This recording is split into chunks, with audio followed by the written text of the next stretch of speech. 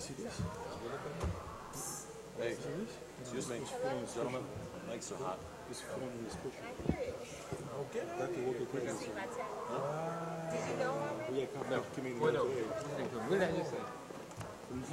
Wow. How'd they get in that mistake? Oh, right. Sure. Okay, good. That's it. Wow. They are coming today? Cool. That is. I think I saw in the news the orientation for kindergartners at Walter. No, not Walter Cooper. 33. Yeah, that was really cute. Said it's never been done. Said it's never been doing something very great. Finally getting something. Oh, that's true. That's true. Okay, we're going to get started. Once we have our quorum, we'll get started with the business of the meeting. But to start off, we'll just begin with the act of reverence and the pledge of allegiance to the flag, and then we'll get into our speakers list and then the superintendent's report. So if we can start with, if we all could rise for the pledge of allegiance, that'd be great.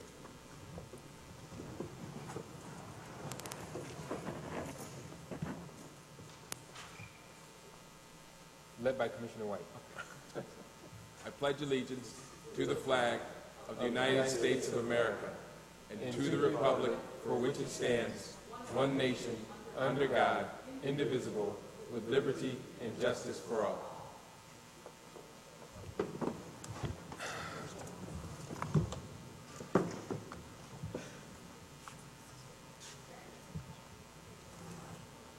We will move on with the acceptance of the minutes. We have minutes from the July 22nd business meeting and minutes from the August 5th special meeting.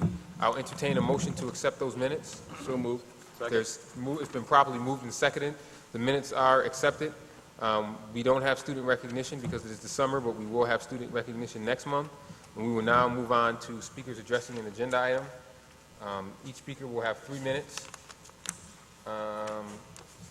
First speaker is, excuse me, bear with me. That's a super duper paperclip I got here. First speaker is Tim Adams. Tim Adams will be followed by Glennie Williams and then Patricia Mannix. Mr. Adams? Tim Adams here? Mr. President, I can tell you I was just at a meeting with Mr. Adams and said, he probably, if he's not here, he's on his way. Oh, they said he went to the restroom. Okay, so I'll come back to Tim. Next speaker will be Glennie Williams. And Glennie will be followed by Patricia Mannix.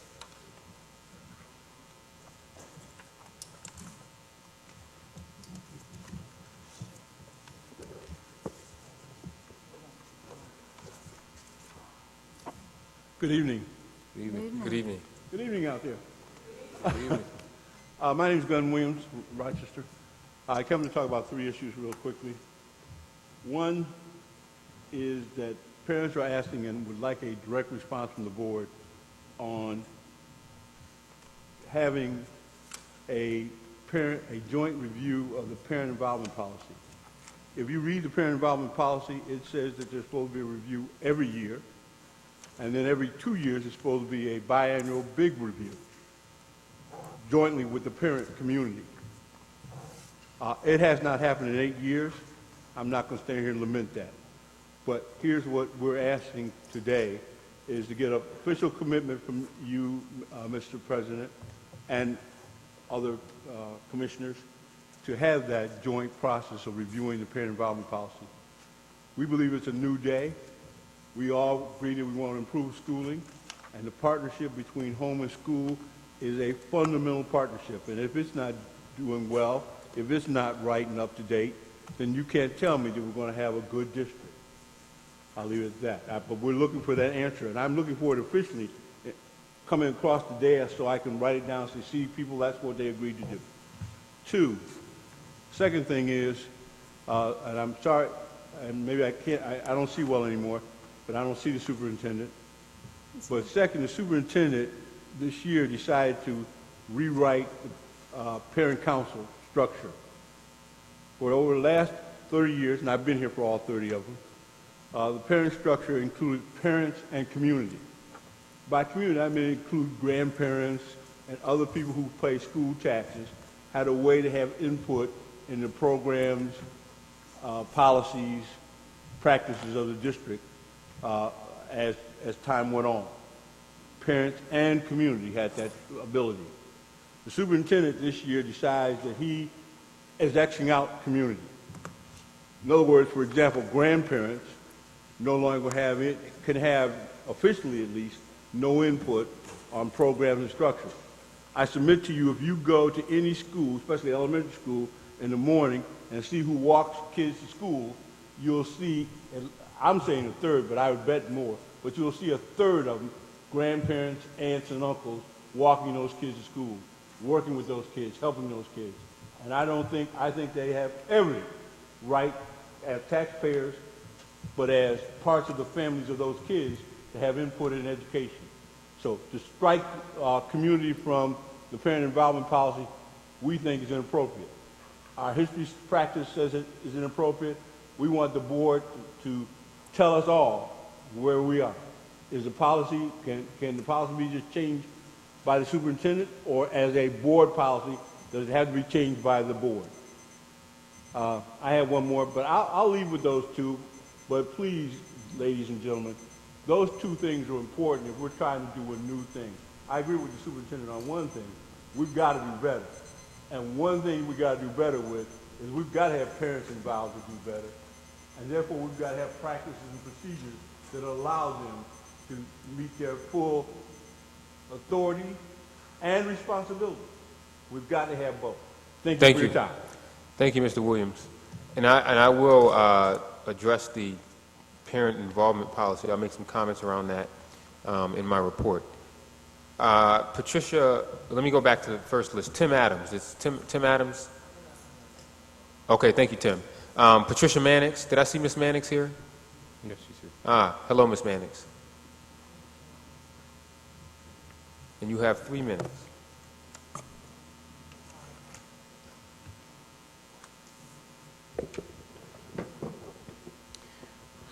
Good evening. I'm here tonight as a representative of the Community Education Task Force. I'm very upset that the two people I want to address the most are not here. Once again, we're asking for the resignation of Commissioners Elliott and Williams. We note that we never received the courtesy of a reply from either commissioner to the letter that we sent them in this regard. We feel that public servants should always be willing to respond to their constituents and to offer explanations regarding their positions when questioned by these voters. This is how democracy is supposed to work. Both Ms. Elliott and Mr. Williams have stated that they believe the school board is hopelessly dysfunctional. And yet, out the other side of their mouths, they have made contradictory statements. Ms. Elliott has sought leadership of the very board she wants to do away with. And Mr. Williams has declared that the voters should decide if he should serve. Does he not know that dissolution of the school board will produce no voters?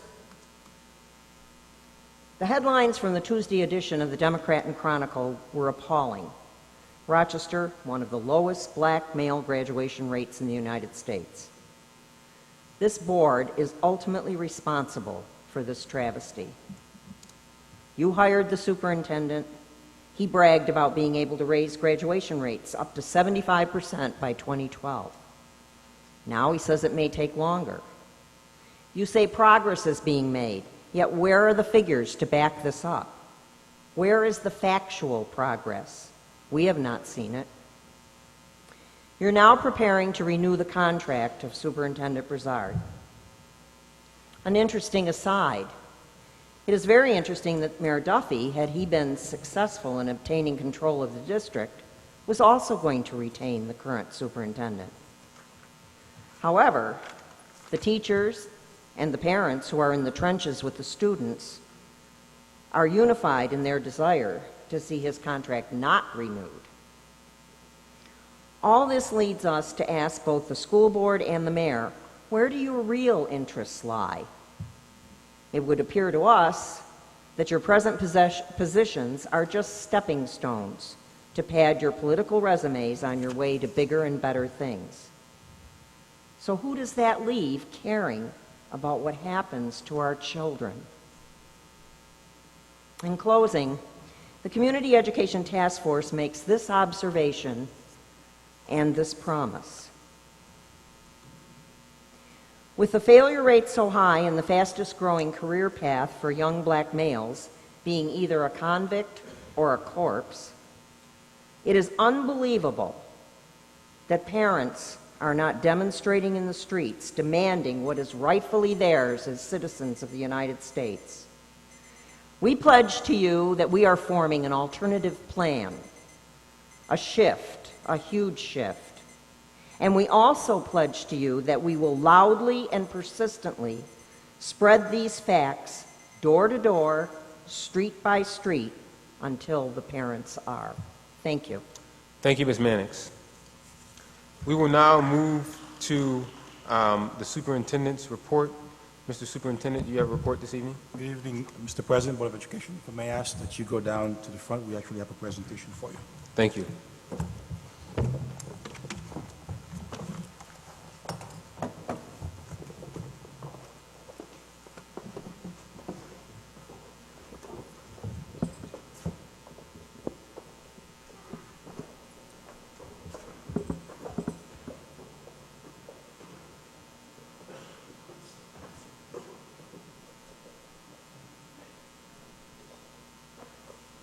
Just do this first, and then I'll give this to you. No, not yet. I don't know if you can see the slide presentation, but before we actually get into the presentation, just a couple of announcements. Today we received word from the State University of New York that Rochester has done a tremendous job in getting our early college high school ready. And SUNY would like to recognize our work and kick off the opening of 11 early college high schools across the state by coming to the city on September 16 to actually launch the statewide initiative right here in Rochester. SUNY Chancellor Nancy Zimpher and Joanna Duncan-Portier, who's the Deputy Chancellor, formerly, you may know, of New York City Education Department, will be among the attendees to speak. The event will probably be held at MCC, and President Encrest will also speak. So we're very happy to have this recognition, and I'm sure, Mary, that the board is also invited to attend this if you choose to do that. The second wonderful announcement that I have, and I'm going to read this to you. This came today from NASA, from the Lyndon B. Johnson Space Center in Houston, Texas, and it's a certificate of authenticity. It says 37th flight of the Space Shuttle Discovery. This banner, and I'll pass this around so you can see, this is the Walter Cooper Academy banner, was flown for the Dr. Walter Cooper Academy aboard the U.S. Space Shuttle Discovery to the International Space Station. Discovery launched at 11:59 p.m. Eastern Daylight Time, August 28, 2009, from Pad 39A at the Kennedy Space Center, Florida. At 8:53 p.m. Eastern Daylight Time, September 11, 2009, Discovery landed at Edwards Air Force Base, California, having traveled 217 Earth orbits. Discovery reached a maximum altitude of 213 miles and a maximum speed of 17,500 miles per hour. The flight duration lasted 13 days, 20 hours, 53 minutes and 45 seconds, covering a total distance of 5,702,760 miles. This was signed by John Olivas, PhD, professional engineer, mission specialist. So Dr. Cooper Academy and Dr. Walter Cooper helped us get this on the shuttle. So we actually had this flown up in space. So pass this around, you'll see. So thank you again to Dr. Walter Cooper and NASA and the space station for allowing us to do this huge piece for us, and we're very, very grateful. What we have today is actually a presentation to sort of detailed the achievement, the scores for the math and English language arts, grades 3 to grades 8, for the 2009-2010 school year. You received the press releases and information earlier on when this was actually released by New York State. As you know, the State Education Department changed the way things were operating. So this is an attempt for us to actually give you a full explanation into the data. We also have a memo, a written memo, which is much more extensive than the PowerPoint that will show you exactly what we're talking about. So if you want to give that out to you. So with that, Gina, why don't you start and then I'll start with this. what happened 2 weeks prior to 2 weeks prior to announcing the scores for the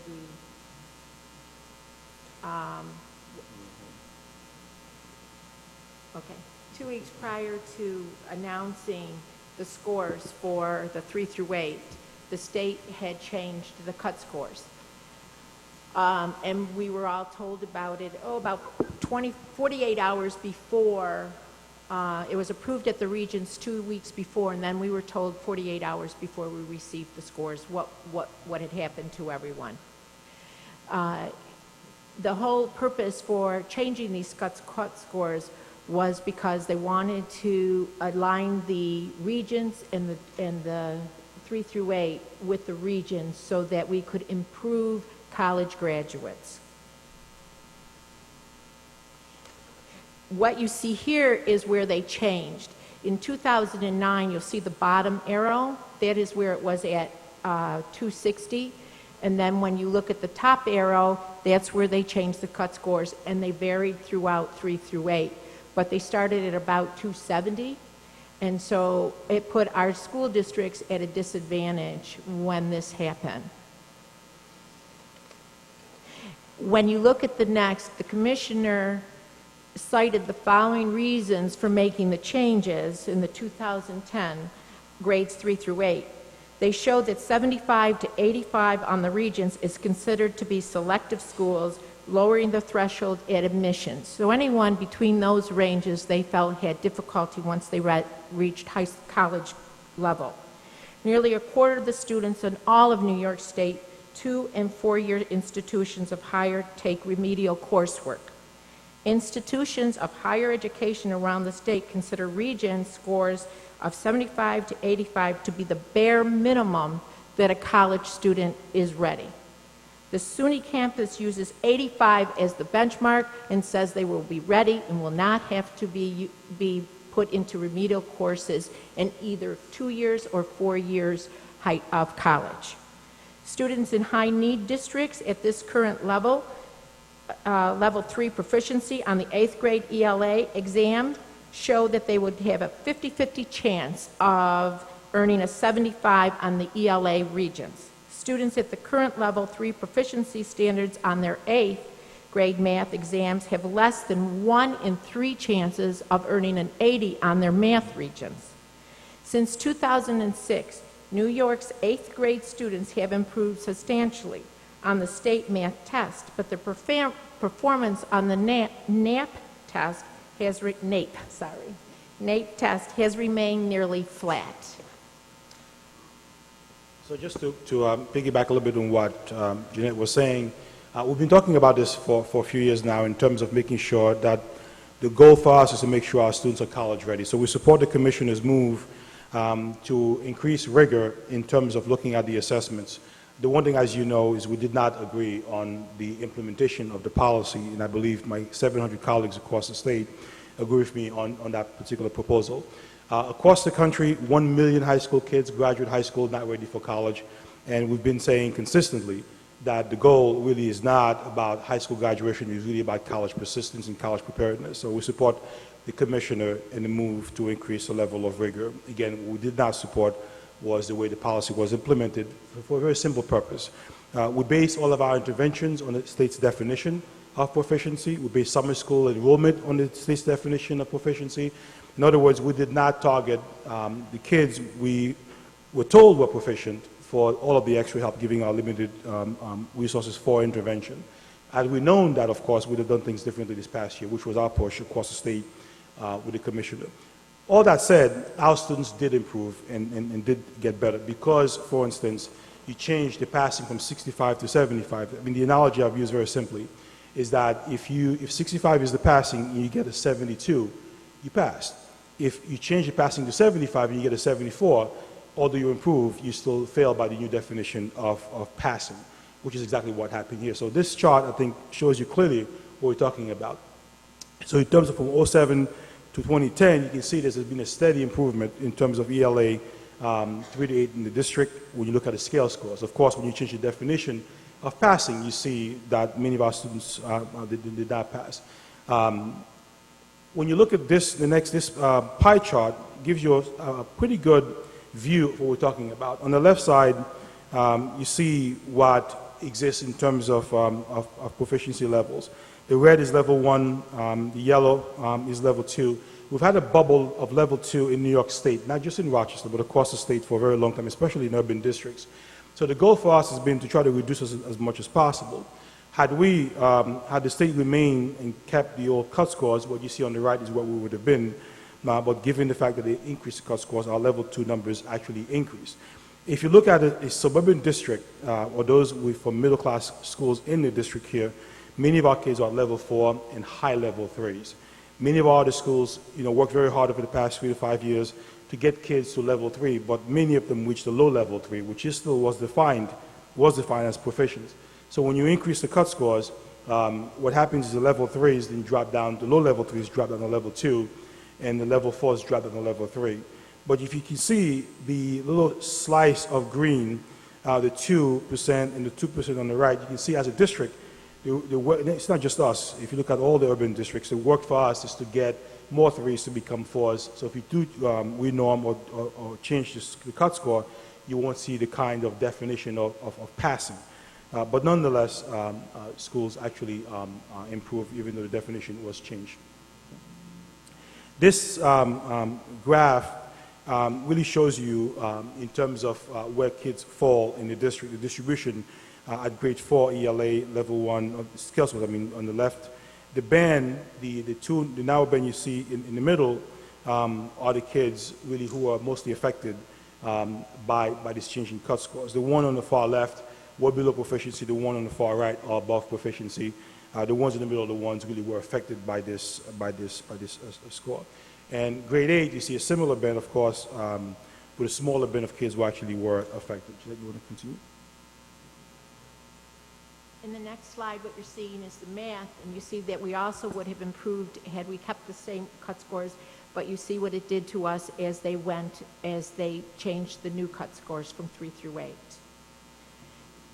This shows you a little more dramatic in that you would see the percentage of students where you see that the yellow is still your level 2. You see that 28% of our kids would have been at level 2, whereas under the new cut scores, 49% of our students are at level 2. For math, 23% are at 3, whereas we would have had 59% at 3. When you go to the next slide, what you see is, again, the band in grade 4. That's the one, that grade, the reason we're looking at grade 4 and grade 8 is because it's been the longest that we've had this testing area, but grade 8 is more significant when we talk about college ready. And where you see the band in the middle, you will see that those students would have made it, but those are the students, again, as Mr. Brazard said, those are the ones that were affected by the change in the cut scores. So if you take a look at the grade 8 versus grade 4, you see a difference. If you look at the graph from grade 4 to grade 8, you see the far right, the kids who are above proficiency. And again, this is not unique to the city of Rochester, but certainly in urban centers across the country, that the work for us is not just to get kids at what some call sort of right above proficiency, but well above proficiency to make sure they are college ready. Because even with a high school diploma, we understand a child who gets a local diploma really is not ready for college. Although they've graduated from high schools across the state, the goal, of course, is to push the advanced and the advanced regions diploma. Just to interject here very quickly and say that we've begun the work of looking at college readiness as a district. We are working with a group called the National Student Data Clearinghouse. We are looking at cohort data for kids 2 years beyond high school to see how well they are doing in our colleges. And for me and for us, really, it is the measure of success. This is hard to read from what you can see, but very, very plainly, if you look at the red lines and the line next to it, the bar next to it, you can see across the state, there are tremendous drops because of the redefining or the recalibration of the state test. And that was for ELA, this is for math. You can see the trend. Basically, it is a statewide issue. In terms of the work, people have asked, so what now? What do you do and what will you be doing? The work for us really is not changing substantially, aside from the fact that it is educating a lot of our school level leaders that getting kids from a 2 to a low 3, while may pass the definition of the state's proficiency, is not enough. You got to keep pushing higher and higher to go to level 4. Of course, a higher mountain for us to climb in cities across New York. But very simply said, this is about teaching and learning. It is about intervention. It is about making sure you have a rigorous curriculum. The work we've been doing across the district in the Rochester curriculum and the accompanying work with the RTI is the work for us, and that really is not changing. The Rochester curriculum is benchmarked to New York State standards. As the state changes its standards, we'll keep realigning the curriculum to that. We are also looking to, for the state, once it begins to implement the national standards, we'll recalibrate our curriculum to actually match that as well. We're also are looking at embedding within our benchmark assessments, NAEP, National Assessment of Educational Progress types of questions, TIMS types of questions with international exams, to make sure that we have an eye for what the rest of the country is doing. As you know, we do not get NAEP data. This is not disaggregated for us as a district. But very simply said, aside from the fact that we need to have a portfolio of great schools, and we are hard at work in making sure our 7 to 9 population are doing well. We are opening, as you know, 5 new high schools this coming fall. We are looking at redesigning the elementary to have K-8. We believe our elementary schools are much better poised to support 7th and 8th grade. And our curriculum and pedagogical work really is the way to go. And to sort of support that, if you look at the commissioner's push around Race to the Top and what he's been talking about in the application from New York State, it speaks very, very, very plainly to everything we are doing as a school district. I would dare anyone to take a look at the Race to the Top application from New York State and not see perfect alignment with the work that we are doing. It has been there. We have been ahead of the curve, and we're going to continue to push. Again, if you take a look at the bubble, it's a matter of not just getting kids to a low level 3, but getting kids higher than that, because we anticipate there'll be another recalibration in a few years, so for us to get ahead of the game. If we focus only on getting kids above the threshold, just above, the level 2 at the below low level 3 scale, then we're going to be in this kind of situation every few years, and we don't anticipate doing that. Thank you for your time.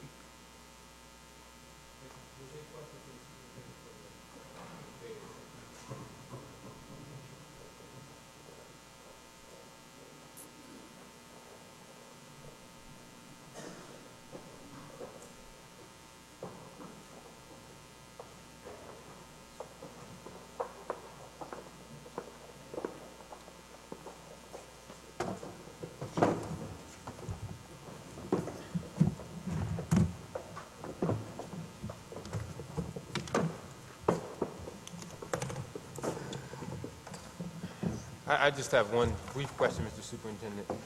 Do we know if the state, these targets that they set now for the ELA and math scores, do we know if these scores are going to be the same targets for 2011, or do we anticipate them changing them again midstream? You know, it's a great question, Mr. President. It goes back to our conversation with the Commissioner and Deputy Commissioner, that while again we support the increase in rigor, the way this was done, we don't believe was done correctly. We were told, I believe, about a week before, or a week and a half before this was actually done, this was being done, and it was being done for this past school year. So, honestly, I have no guarantee. We have no guarantee they won't change it. We've complained very loudly as a council in New York, and as a county and as a state, that you don't implement policy this way. You don't change the rules after the school year is over. Because again, all of our intervention work is based on what we have assumed and have been told is the definition of proficiency. Again, we support the rigor, but policy should not be changed retroactively. Thank you. Other questions for the superintendent regarding the ELA and math?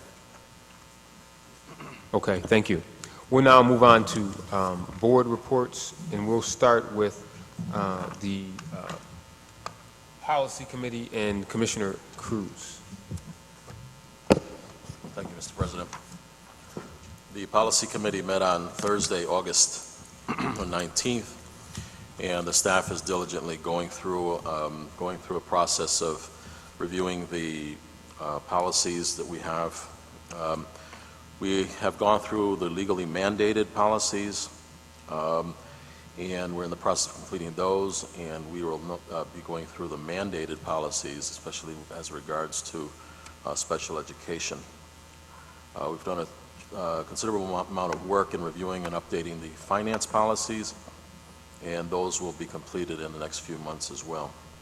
Several policies have been referred to the audit committee, and those I expect will be going through those committees, and we'll be referring those in October. Several policies that we've already approved with regard to the budget and securing documentation with regard to involvement of parents, students, staff, and other community organizations and groups in developing the essence of the budget, making sure that folks in the community have an opportunity to impact it as it's being created, and obviously later on as part of the process to be able to make comment. Another policy that we did is a revision and clarifies that the budget may be adopted at any meeting of the board. The old policy said that we had to do it 10 days before in a special meeting, at least 10 days before in a special meeting. We've clarified that to say that it can now be done in a regular board meeting. Policy 6240 was just a clarification. The old policy was basically assuming that we had control over our investments and deposits, but as you know, we are a school district that is totally dependent on budget as it comes from City Hall, so we don't really have those controls, and we've clarified that budget to say that. We also looked at new financial accountability policies, and I want to thank Commissioner Willa Powell, who's been very helpful in helping to draft and review those along with us.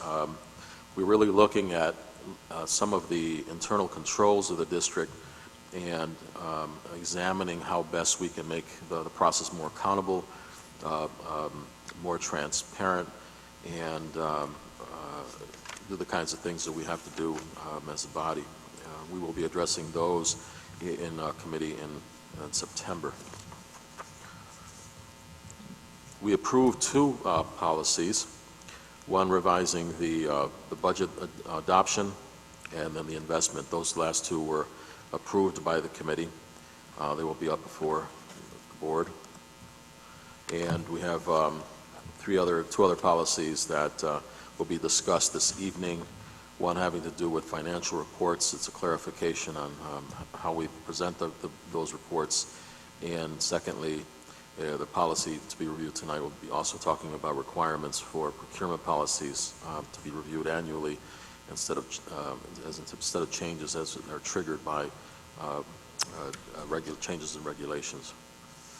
Both of these policies, again, are getting us closer to better manage our accountability in terms of our budget and the dollars that we spend on behalf of this community, and would be beneficial to board oversight. Our next meeting will be on September the 16th. Thank you, Mr. President. Thank you, Commissioner Cruz. We'll move on to Commissioner Powell in the Finance Committee. Thank you. It seemed like a lot of work when we were meeting in the Finance Committee, but compared to all of the personnel actions in the packet today, it's actually a very small portion of the resolutions. The largest chunk of it was about 10 different instructional technology resolutions for software that is intended to help us improve not only delivery of instruction, but also the data gathering that will happen that will help target the instruction to children. We did have 3 procurement and supply resolutions and 4 final payment change order resolutions, educational facilities. The next Finance Committee will be held September 16th, following the Board Governance Committee.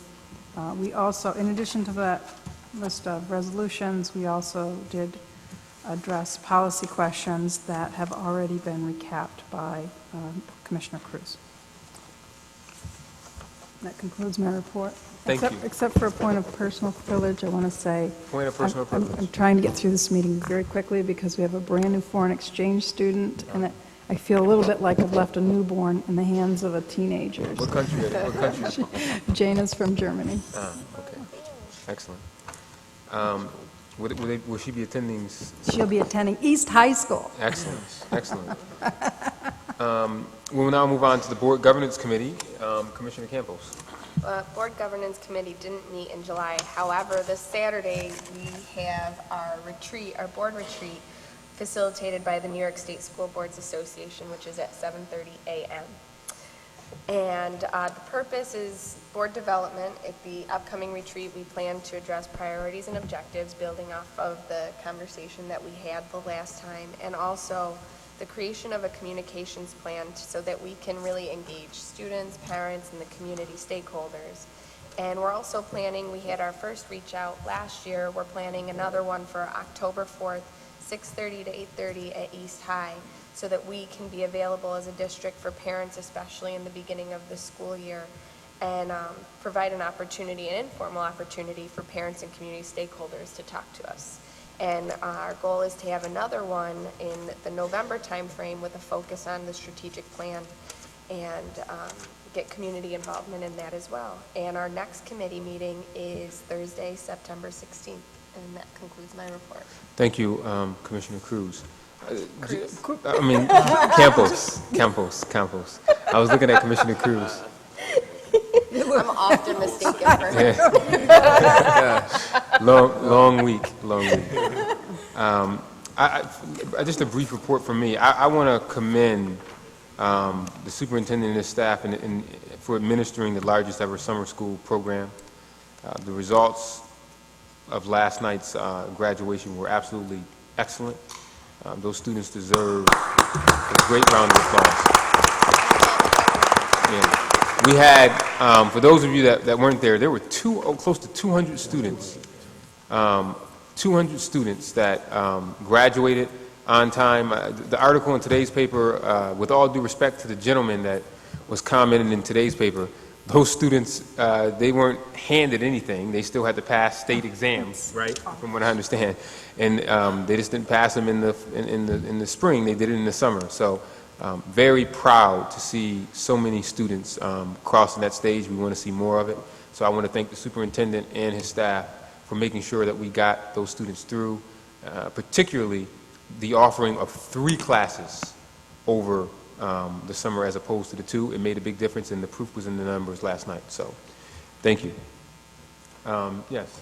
Just to add, the gentleman, Dr. Bloomfield, actually know quite well from New York, and the issue with the credit recovery in New York City has nothing to do with summer program in New York City or Rochester for that matter. These were courses, independent of the courses being offered by some schools that were under investigation for not doing things properly. So I didn't understand the analogy or even the connection. There's absolutely none whatsoever. The rigorous exam is independent. Kids have to pass it.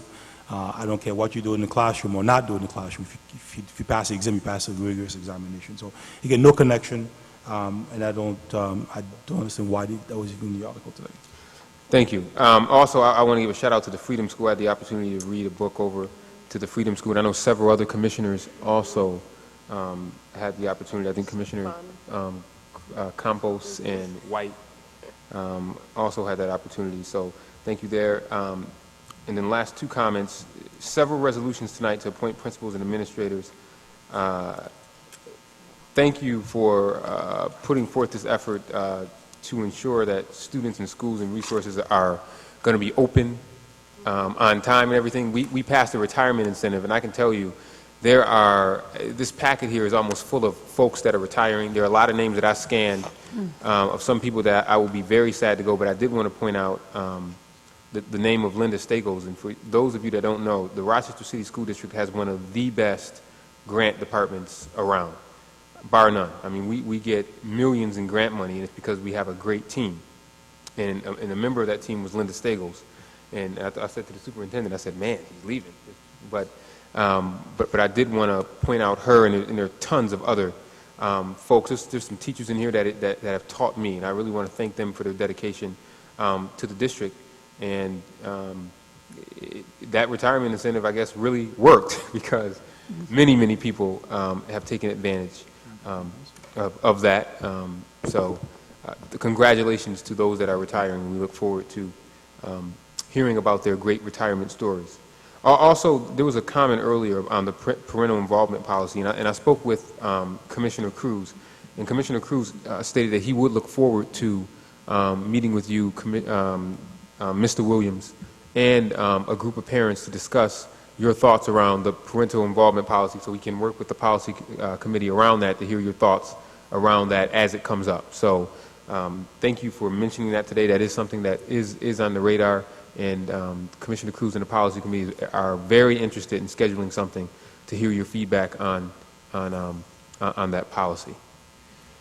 And that concludes my report, other than to say I look forward to seeing everyone at the retreat on Saturday morning. Quick audit committee report. The audit committee, I'm reading this for Commissioner Williams, who is not here. The audit committee met with the external auditors on Thursday, August 19th, and Fried, Max, and Battaglia to review the 2010 audit plan. And that concludes his report. And the Community Intergovernmental Relations Committee from Commissioner Elliott. The Community Intergovernmental Relations Committee did not meet this month, but the committee will meet on Wednesday, September 15th to finalize the proposed 2010 legislative agenda and to receive the truancy report, which should be interesting. Commissioner White and the ESA Committee. The Excellence in Student Achievement Committee of the whole met on Tuesday, August 17th, 2010, to receive a report from the Division of Teaching and Learning Initiatives. Most of the directors of the division presented highlights of their particular departments as they related to the strategic plan and highlights on grants received in their departments. There were presentations from the following departments: extended learning and intervention, instructional technology, visual and performing arts, career and technical education, mathematics, science, literacy, social studies, early childhood education, professional learning, and professional development. It was on this particular issue that the committee expressed concern regarding how the $1 million Teaching American History grant will be spent to address professional development. We very forthrightly and directly asked members present and staff of the superintendent how they expected, or what their expectations were with respect to the spending of this $1 million grant, which is really a professional development grant. We indicated quite clearly that it was our expectation to see an emphasis on teacher training in the area of the history of people of color. And I'll be very direct to you tonight, as I was the other night. Some of us look at it like this: 85% of our district population are students of color. For me, it would not be illogical, impractical, or illegal to suggest that $850,000 of that money ought to be directed towards professional development, teaching about the history of people of color. Now, why could I or would I make such a suggestion? Because it has been quite clear that the history of European people has been taught extensively in our schools, and it is time that white children and black children and brown children learn about the history of people of color. Additionally, it was expressed that it was the hope of the committee that the Department of African American Studies will be fully integrated into the plans on how that training grant will be spent. I was at a meeting about 30 minutes ago, and somebody said, oh, the African American Affairs Department doesn't exist anymore. And of course, I told them that's absolutely inaccurate. So let me make that very clear. I didn't even have to ask the superintendent, because I spoke to Beth earlier, I think last week.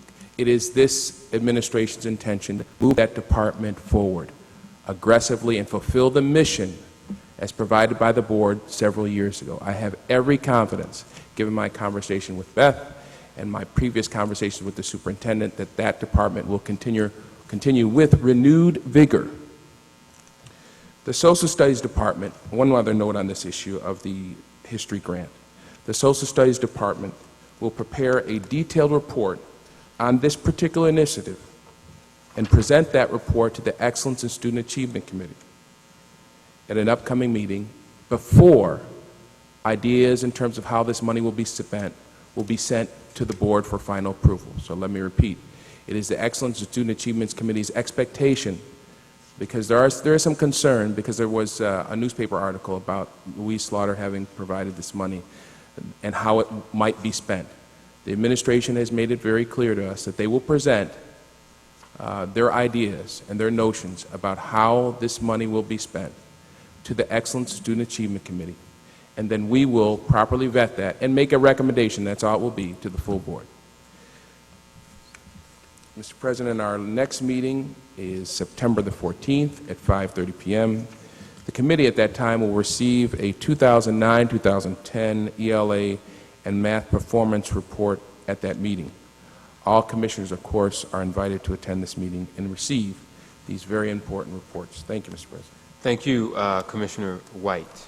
We will now move on to the, oh, I'm sorry, point of personal privilege, Commissioner Powell. Thank you. I just wanted to make it public that the RISE conference was today at the RIT Conference Center. Actually, one of the members of the audience was there as well, but I was the only board member present, which is understandable. It's middle of the day. People have jobs. But one of the things that was indicated at this RISE conference was that this was the first of 3 parts. There's an intention to essentially take it to the next level. And I'm not sure what RISE stands for, but essentially the title of the conference was Assuring Institutional Equity. And I was very pleased with that it was framed in the positive, as opposed to, it could as easily have been said, eliminating institutional inequity. But it was framed in the positive. How can we move forward and make sure that our institutional policies are, in fact, free of bias and don't, in fact, inadvertently or intentionally create underclass or otherwise create an inequity in our public institutions. And if you should see anything about upcoming conferences, I urge you to participate. The speaker, Dr. John Powell, no relation, was very dynamic and very clear about how we got to where we are without being judgmental, and I really appreciated it. Thank you. I'll entertain a motion to approve resolutions 89 through 105, which are human capital initiative resolutions. Second. It's been properly moved and seconded. Any questions or discussions around these? Again, these are all personnel resolutions, so they need to be germane to the person, germane to the topic of human resources. Commissioner White. Yes, as you had indicated earlier on, Mr. President, there are a number of retirements, and unusually high number of retirements, and that, of course, is because of the retirement incentive package. I of course, my teachers, you talked about your experience, my teachers have long since been retired, but my children's teachers are, some of them are on this list, and you are exactly right. We are losing a lot of talented, committed professionals. And just for my own information, and perhaps for people out there, Mr. Superintendent, could you briefly describe what plans we have to replace these people, what we've done to replace this talent pool? Briefly. Sure. Alpha, do you want to take that one? Because to the layperson looking at this, you think, oh my God, what are we going to do? Right? And as Alpha is coming to the podium, I just want to give the folks from Human Capital a bit of a shout out. They have done a tremendous yeoman's job. And it's not just a retirement incentive. Because of the closures, school closures, and the new schools, you had about 4,000 transfers requests, plus all this retirement. So thank you. And Rob Brown, former board president, his wife wrote a wonderful letter giving you kudos. She also took the incentive out of East High School, again, another huge loss for us as a district, and she was raving about the amount of support she got walking to your offices. Thank you. Good evening, Commissioners and Superintendent Broussard. In answer to the question, what are we doing to replace the talent? If you remember earlier, there was quite a layoff of some of our teachers in the district. And under school law, those teachers have the right to recall. So the first thing we did was to look at the teachers that were retiring, how many teachers were retiring, which allowed us to recall quite a few of those teachers, and you will see that in this board resolution, to backfill those positions that are being vacated by the retiring teachers. In the meantime, we are also trying to recruit talent in critical need areas. Yesterday, we did have a teacher placement event at Wilson Foundation, where principals were invited to interview people that we hired on open contracts in those critical need areas.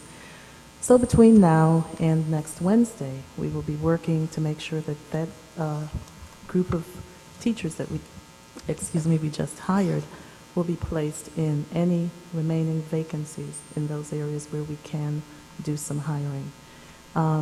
As Superintendent Broussard said, we also facilitated a teacher transfer process, and in that process, teachers had the opportunity to interview and be ranked and to transfer and choose positions, some of them, many of them vacated by the retirements, and we were able to do that last week. We are now reconciling all those records, and the goal is to make sure that we have teachers in front of the students and qualified, highly qualified teachers in front of those students on Thursday morning, September 2nd. A follow-up question, and I'm sure you all can anticipate it. On the issue of diversity, I don't think we can ask this question frequently enough.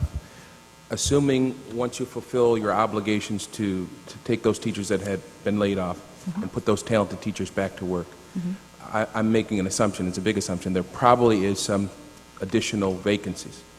And my question is, if that's correct, if that assumption is correct, what effort is being made to make sure we flip that 85 number? And of course you know what I'm talking about.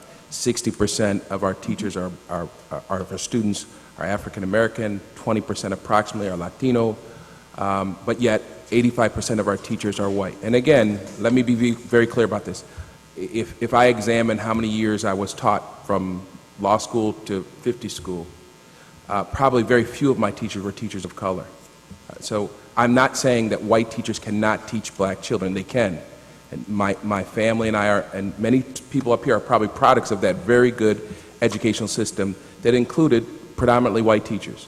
But I just want to make this point very clear. I think teachers of color obviously have a lot to offer white students and black students as well. And I think white students are significantly disadvantaged by not having a diversified teaching core. So once again, I will ask, what are we doing, for example, if there are vacancies, to make sure that we're getting more brown and black and other teachers of color into our classroom before our white children and our black and brown children? Well, let me assure you that diversity hiring is a continuous and forefront goal for the Human Capital Initiatives Department. And, for example, earlier this year, we attended in New York City a minority teacher recruitment fair that's being held. It's been held every year. We have strong attendance there because we know that the population of teachers will represent the population of students in our district. We are competing with every other school district with the same goal, that we continue to hire as best and as often as we can teachers from historically black colleges and universities. We, as I said, the minority recruitment fair, we try whatever we can. We're trying to grow our own. As you know, I think LaJuan Brown spoke about the path to teaching for paraprofessionals with the UTT program. That's still our goal. Whatever we do when we are hiring, when we're recruiting, the main goal is to hire diversity candidates And we do that on a continuous basis as best as we can, and that is never not our first goal.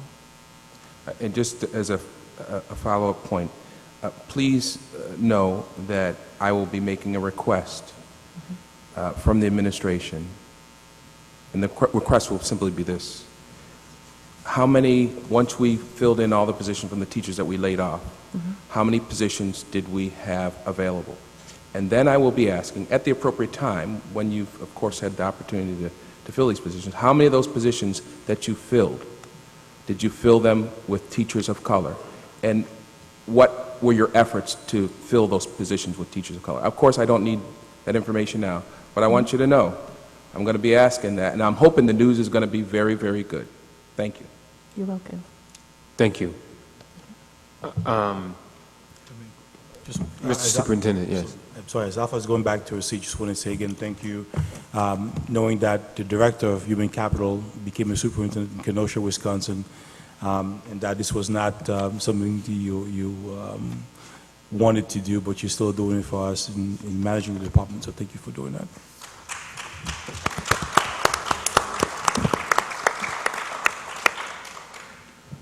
All those in favor of resolutions 89 through 105, please say aye. Aye. Any opposed? Abstentions? The ayes have it. Thank you. We're still on human capital resolutions 151 through 185. And it's funny, I was just doing check marks of all the names that I recognize from my years. You know, I've been involved with the school district since I've been in kindergarten. And I get to know almost all the names. It's amazing as I check the names off of all the retirements. I got a motion in a second, right, on 151 through 185? No? Oh, You okay. asked for one, yep. So a I'll give you motion on to approve 151 through 185? Moved. Second. It's been properly moved by Commissioner Powell and properly seconded by Commissioner Campos. So like I was saying, lots of folks that are retiring, and again, want to thank them for their service. Any further questions on 151 through 185? Commissioner White. Yeah, I too, of course, was at the commencement exercise the other night, and I want to do a little history here. I think it was Dr. Kim Dice-Fawcett and interim superintendent Bill Kalla who was initially very receptive to the idea of having a summer school commencement exercise. And I want to tell you that idea came about because some citizens came to some members of the board. They were grandparents. I don't know if Glennie Williams is still around. I think he left. But he's right about grandparents. They often are the drivers of our kids' education. And for those members of the board who weren't on the board at the time, a couple of grandparents sent a Xerox copy, I remember seeing the article, of a school in Florida that celebrated the summer school graduation of their children. And these grandparents said to a number of board members, sent out about, it wasn't an email, by letter, hey, why don't we do this in our community? And I think it was Kim Dice-Fawcett and Dr. Bill Kalla took that idea when we put them to the board, your democratically elected board, took this idea to them, and they ran with it. And we had a celebration at, I think it was School of the Arts. And let me tell you something, the audience was about the number of people here. There wasn't a lot of people there because it was unheard of. But as the superintendent said, and as President Evans said, and Melissa was there, a wonderful celebration. You literally had chills. And it's worth repeating again and again, even tonight as we want to go home. If you didn't go in the last 4 years, you need to go because it does your heart. It makes you realize why you do the work that you do, whether you're a superintendent or a deputy superintendent, a teacher, a bus driver, a paraprofessional. It makes you realize these are real lives. But the thing is, the room was filled, standing room only. For those of you who weren't there, I don't know if you heard, we literally, in order to keep consistent with fire codes, we had to send people out so that parents and staff left and parents left so that people could come in. A really remarkable show of what parents, or grandparents in this case, can do to change a district. Now, it's not just grandparents. It's what a good superintendent can do. Because this superintendent, the one that sometimes is vilified, did something to make that even better. as Malik said, we had an offering for students that this board approved. We spent lots of money, and I think that's in this packet, right? I think we got to prove what we paid for. The superintendent and staff, Beth, kudos to you, your entire team, superintendent, because we did what we took a good idea and we made it better. And this superintendent did that. And what does that mean? For those of you who want to criticize him and say, oh, don't renew his contract, 197 kids, 200 kids, flipped that tassel. That has never happened in district history. And I'm sorry, and you guys want us to not renew his contract? You ask those parents. You should have seen them. They were literally, I was dancing too. They were dancing. And you want us to not renew his contract? I'm sorry, you have your right, and this is a democratic society, and don't re-elect me. But I'm going to renew his contract. Not because of him, because of all them kids. Thank you. Thank you. And as Commissioner White pointed out, many of the resolutions on 151 through 185 are paying for what, right. what happened. So all those things that you've seen. So anything else on 151 through 185? Yes, Mr. President. Yes, Commissioner Cruz. To the superintendent, and I've got to be careful how I ask these questions, but in Resolution 159 on page 65, the position of the English Language Learners Executive Director, that's a permanent appointment, if I'm reading this correctly? Yes. There was some initial discussion with some folks in the community with regarding to this position and getting input and creating some dialogue around the whole idea of potentially having somebody who has a great educational background and also dealing with English language learners, that there would be some of those kinds of bicultural, bilanguage issue or multi-language kind of issues. Wondering what transpired and how we got to this point.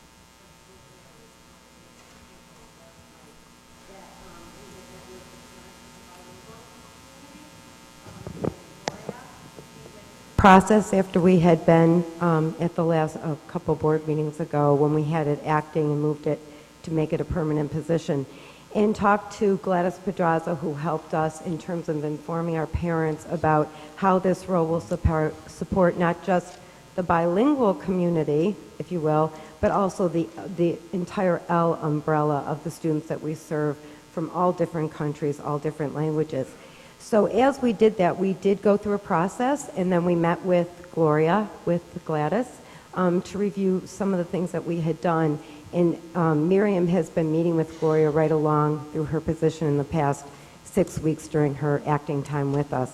In addition, what we've done is that we've also adapted the other director position, Director of SL Bilingual, if you will, so that that role will primarily be focusing on bilingual programs in our school district. And we have David Polonia here tonight, who has taken that position in the acting position as we move forward. And we spoke to Gloria as well about that, and she knows, actually David doesn't know this, but she knows David was very excited about getting to meet him. As a matter of fact, she comes back, she's out of town, but it's after September 7th, we're going to have a meeting and a greeting, and we're going to be involved with the monthly community meetings with the bilingual group. Thank you. You're welcome. Thank you. Anything else on 151 through 185? All right. All those in favor, please say aye. Aye. Any opposed? The ayes have it. Thank you. Commissioner, Mr. Superintendent. Just on 185, just want to say, again, I'm sure they're not here, but public thank you to Najma Abdul-Mateen, Mr. Dan Demesis from School Without Walls, and McAndrew, and Clinton Strickland. They've retired as principals, now just approved. Really thank them for their service in the district. I know folks like Najma and Dan are not going far. They're going to keep working with us. I also want to, I know there's a lot of people here. I'm not going to go to all of them, but just the principals, if I may. And also want to go back to retirement 185. We sent letters to all teachers, bus drivers, etc., who are retired from the district, We know we had a tremendous brain drain. A lot of folks, we had people come to HCIs that handed the papers in who were crying. After spending 35 or 40 years in the district, who actually were leaving us. So I want to publicly say that we are very grateful for all they gave to us throughout the many decades of service to our children here in the community. With that, we also have a number of acting appointments tonight for principals, if they are here. Perhaps congratulate them. For School 29, Rachel Windler Freitag. For School Without Walls Foundation, Thomas Papas, the principal of School Without Walls Foundation, became the principal of School Without Walls Commencement. So if you're here, please just stand up and we'll welcome you in a second. School number 7, David Lincoln.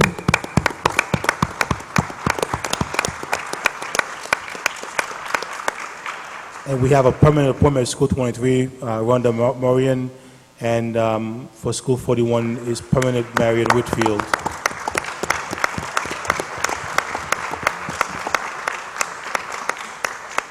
I tend to target principals because I really believe it is the hardest job in urban education, so I often tell the people, welcome to the hardest job of your life. Thank you, Mr. Superintendent. I got a motion on 106 through 110, right? No. Okay. So moved. It's been properly moved and seconded.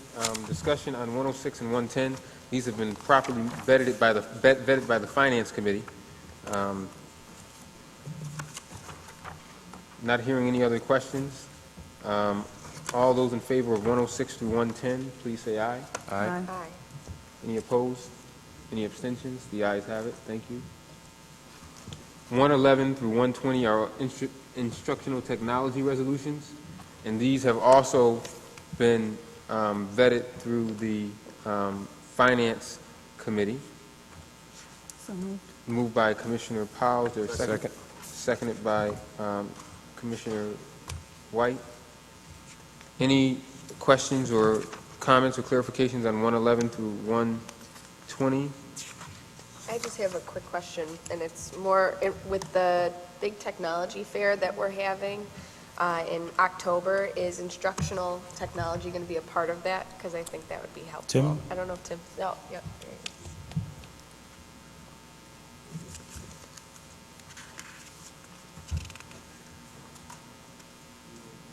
Good evening. Commissioner, I believe you're talking about the fair with IM&T and Marie Laner. Yeah. And it will be a joint Good. instructional technology and IM&T presentation. Thank you, sir. Perfect. What's the date of that fair again? It's the first September 7th? October. October 7th. Yeah, the first Thursday. October 7th. Okay, thank you. Mr.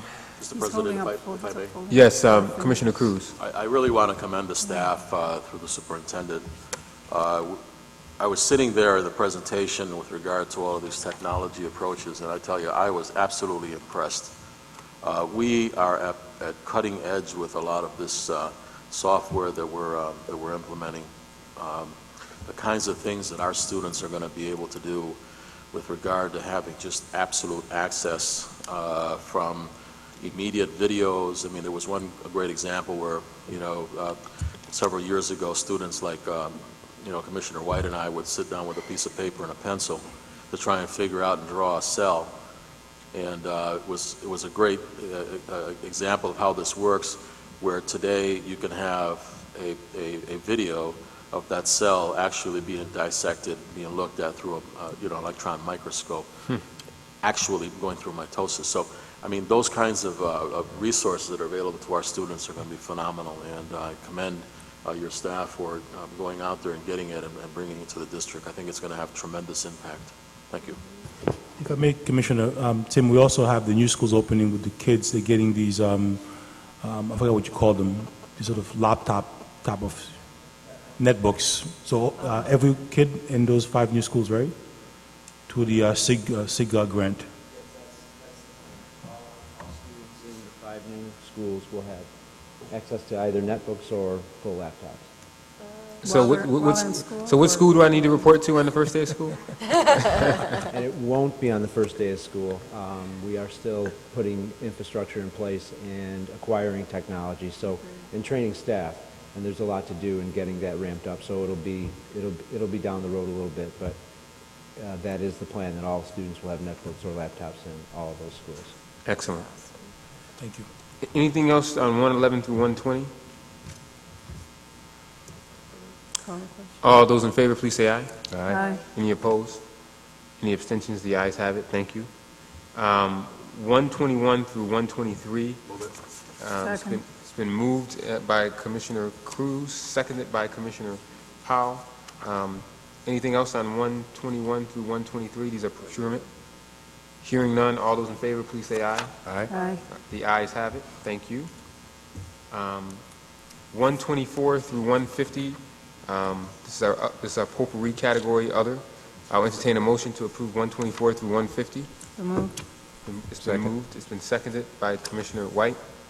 Any further discussion on 124 through 150? Yes, Mr. President, it occurs to me that we have some new people in the audience, and I think people should know that many of these resolutions have been fully vetted.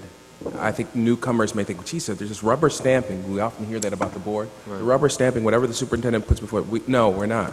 We have committees that meet regularly. I know, Commissioner, we've made some presentations earlier on. We have long meetings about these things, and I want you all to know we're not just zipping through this because we've never given any thought to it. We're not accepting what the superintendent's put on paper. He's put it on paper. We've vetted it through our committee structure. So I just wanted to note that, because somebody not having been here before might think, or watching, might think, oh my goodness, what are these people doing? They're not even giving any consideration to that stuff. No, we have.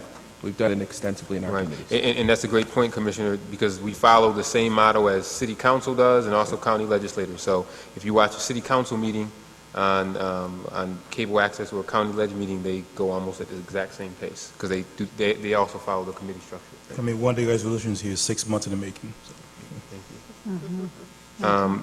Thank you, Mr. President. 124 through 150, we have had it moved and seconded. Any further discussion? All those in favor, aye. Aye. Aye. All the opposed? All the abstentions? I abstain from 134 and 135. We'll now move to 186 through 190. These are what I call a lot of these are what I call the no-brainer resolutions. And the reason why I call them the no-brainer resolutions is because they are gifts to the district by generous members of the community, and I'll have Commissioner Powell read the gifts after we approve them. All those in favor of 186 through a motion to approve 186 through 190? So moved. It's been moved, and is there a second?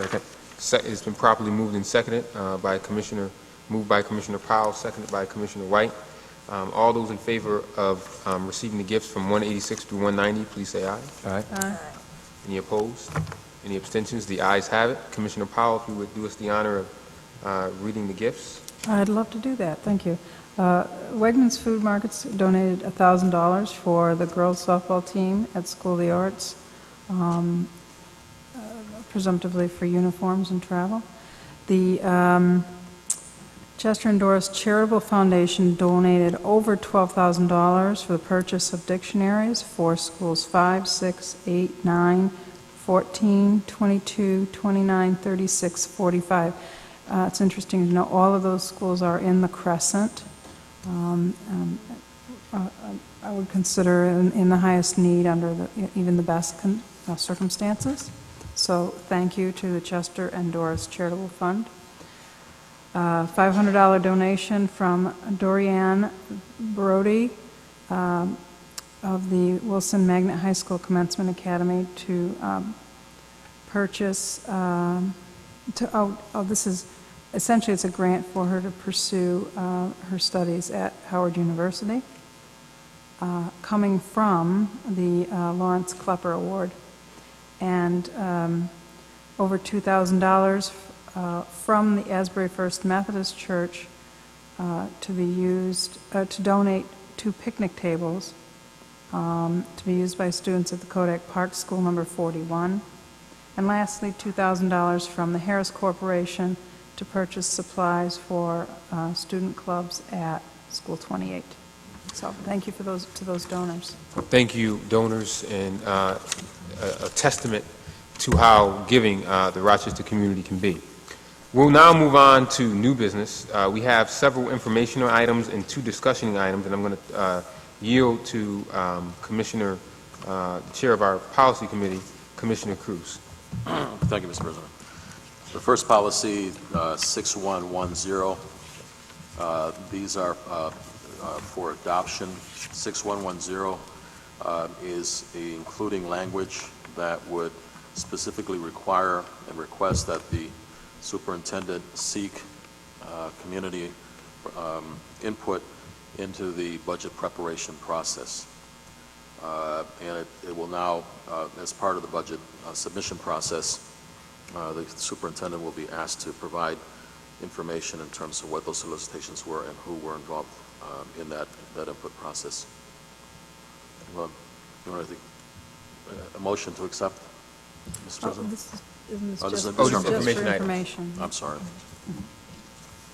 So we'll vote on these, Next Well, month. or Actually, 2 months from actually now. discuss it next yeah, month. we'll discuss it next month, vote on it in October. I got them all confused there. Okay, so our next, for informational purposes only, is 6130. Initially, the policy for this was basically said that we had to, in a special board meeting, approve the budget no less than 10 days prior to the deadline. We are changing this policy to read that we can actually do this at a regular board meeting to make things a little easier and a little bit more efficient. The third policy for informational purposes is one that really needed to be taken care of a while back. This policy has to do with investments for the district, policy 6240.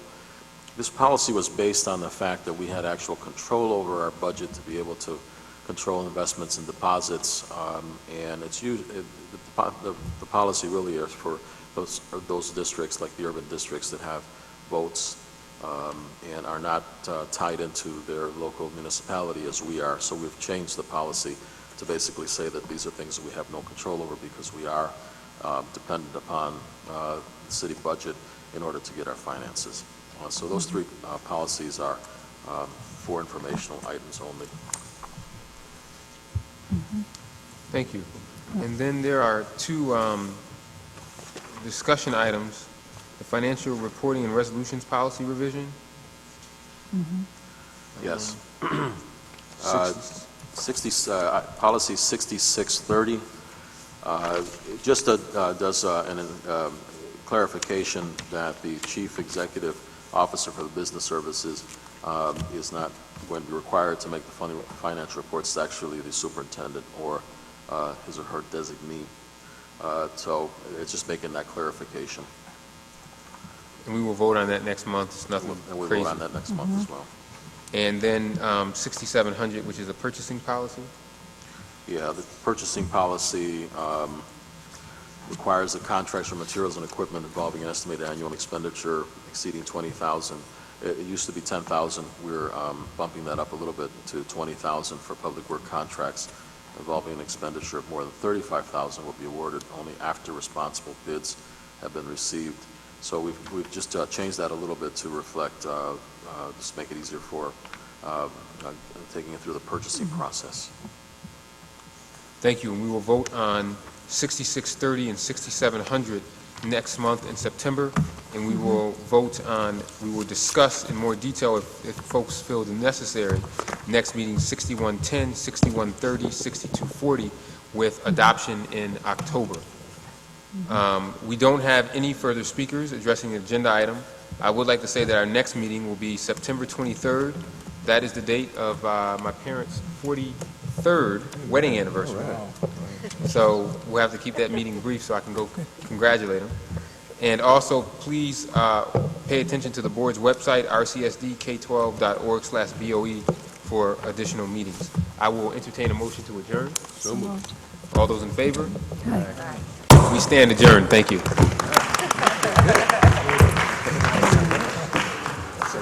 Ooh.